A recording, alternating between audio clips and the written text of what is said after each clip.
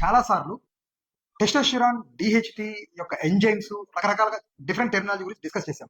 అసలు మన hair fall కి వన్ ఆఫ్ ద విలన్ ఈ యొక్క డిహెచ్టి గాడు. ఈ డిహెచ్టి అంటే ఏంటి అవి కూడా మనం కొంతవరకు డిస్కస్ చేశాం. అసలు ఈ టెస్టోస్టెరాన్ అనేది ఏంటి, అసలు ఈ టెస్టోస్టెరాన్ డిహెచ్టిగా ఎలా మారుతుంది ఈ వీడియోలో తెలుసుకుందాం. టెస్టోస్టెరాన్ అంటే మన బాడీలో ఉన్నటువంటి మేల్ సెక్షువల్ హార్మోన్. ఈ టెస్టోస్టెరాన్ ఎలాగా డిహెచ్టిగా మారుతుంది.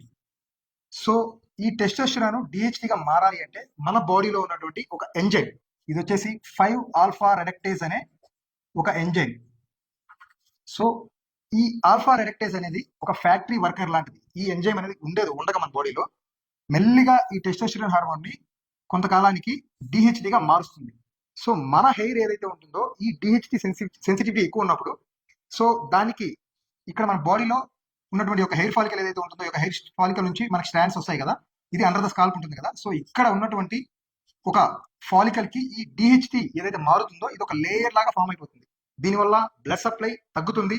అప్పుడు ఏమైతుందంటే మన గ్రాఫ్స్ అనేవి ఇంపాక్ట్ అవుతాయి. ఎలాగంటే మన స్ట్రాండ్స్ అనేది మినియేచరైజ్ అవ్వడం, అలాగే థిన్ అవ్వడం, కంప్లీట్ గా కొంతకాలానికి అక్కడ హెయిర్ లాస్ అయిపోయి మొత్తానికి అక్కడ ఒక బట్టతల్ లాంటిది రావడం. సో మేజర్ గా ఈ డిహెచ్డిగా మారడానికి గల కారణం ఈ 5-ఆల్ఫా రెడక్టేజ్ అనే ఒక ఎంజైమ్.